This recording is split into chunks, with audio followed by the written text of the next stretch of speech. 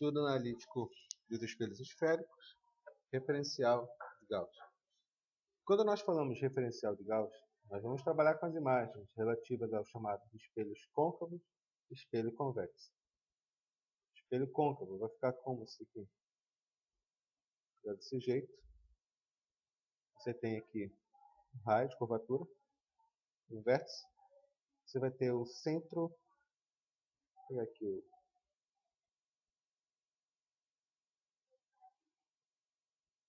Só apagar aqui rapidinho. Você vai ter o centro aqui, ó, consequentemente o foco. Você tem um objeto aqui, um raio. De novo, vamos montar a imagem aqui. Um raio está paralelo e volta pelo foco. O outro raio vai pelo foco e volta paralelo. Então a imagem é formada por aqui. Então esse aqui é o objeto, esse aqui é a imagem. Olha, a distância do objeto até o espelho é chamada de P. A distância da imagem até o espelho é chamada de pelinho. E F vai ser a distância focal. Esse aqui é o básico que a gente vai trabalhar em termos de imagem. A partir disso, nós podemos relacionar uma fórmula que nós chamamos de lei de Gauss para espelhos esféricos, que é dada por essa relação. 1 sobre F é igual a 1 sobre P mais 1 sobre pelinho.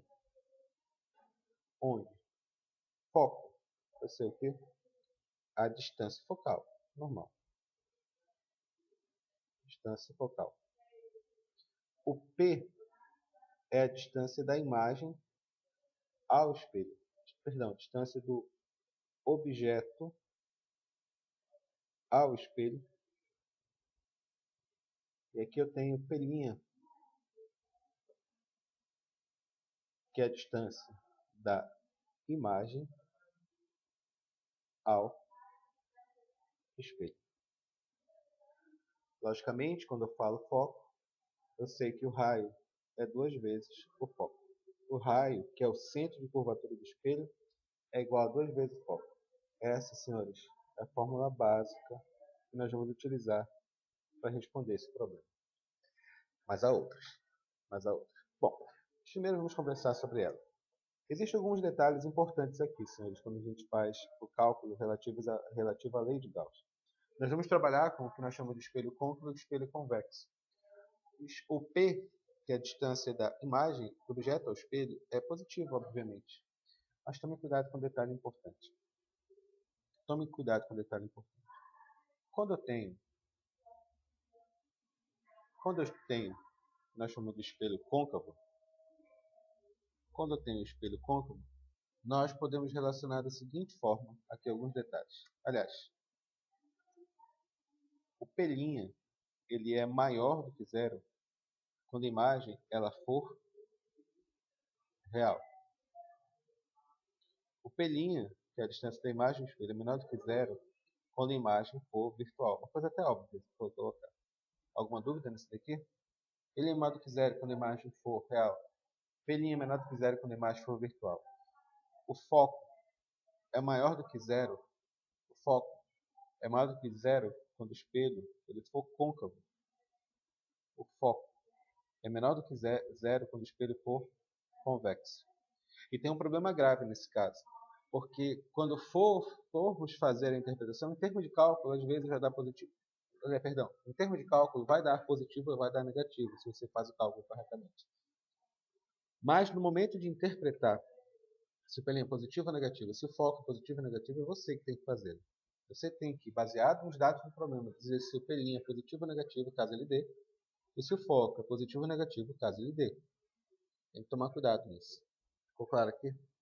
Beleza. Vamos prestar atenção no outro detalhe. Esse aqui é a fórmula básica. Vamos falar agora dos aumentos.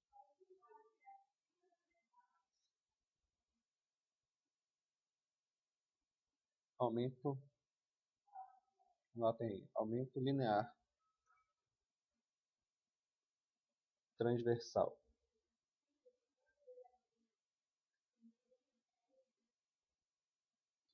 Aumento linear transversal é o aumento de uma dada imagem. Aumento dado pela fórmula I sobre O onde I é o tamanho da imagem, altura em centímetros, né? É o tamanho da imagem, e O é o tamanho do objeto. Existe outra fórmula para aumento. Aumento pode ser também menos P' sobre P. Qual a consequência disso? Podemos dizer que A igual a A significa, portanto, que I sobre O é igual a menos P' sobre P. Isso aqui são duas relações importantes que nós temos que lembrar. Isso. Isso. Ficou claro aqui? Beleza. Com respeito ao aumento, nós temos que lembrar de alguns detalhes importantes. O aumento ele é maior do que zero. Eu estou falando, desculpa, rapidinho, eu estava falando com respeito ao sinal do aumento, tá bom? Só para esclarecer um detalhe, quando eu falar uma imagem é 4 vezes maior que o objeto, o que significa isso? Significa aumento igual a 4. Exemplo número 2. Eu falei, a imagem é 4 vezes menor que o objeto. Aumento é igual a 1 sobre 4. Quando você fala aumento maior, aumento no sentido de aumentar a imagem mesmo, significa que é um valor numérico inteiro. Quando eu falo que a imagem é menor, 4 vezes menor, 3 vezes menor, é o valor numérico inverso, fracionário. Não é positivo ou negativo, não por ser maior ou menor. O aumento vai ser positivo, Sérgio, por outro motivo. Positivo ou negativo, por outros motivos. O aumento ele é maior do que zero e ele é menor do que zero quando? O aumento ele é maior do que zero, nós dizemos assim, ele aumenta maior do que zero quando a imagem ela é uma imagem direita. Ficou claro? Quando tem uma imagem direita. O aumento ele é menor do que zero quando eu tenho uma imagem invertida. Ficou claro? Aumento é menor do que zero quando a imagem ela é direita. O aumento é menor do que zero quando a imagem ela é invertida.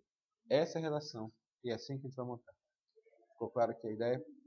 E para acabar, existe uma última fórmula que nós podemos utilizar também para isso, que é a união de todas elas, que é assim. Aumento pode ser também foco dividido por foco menos P.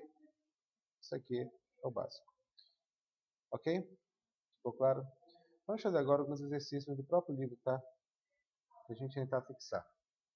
Vamos tentar avançar esse tema, mas não é muito complicado não, tá bom? Vamos lá.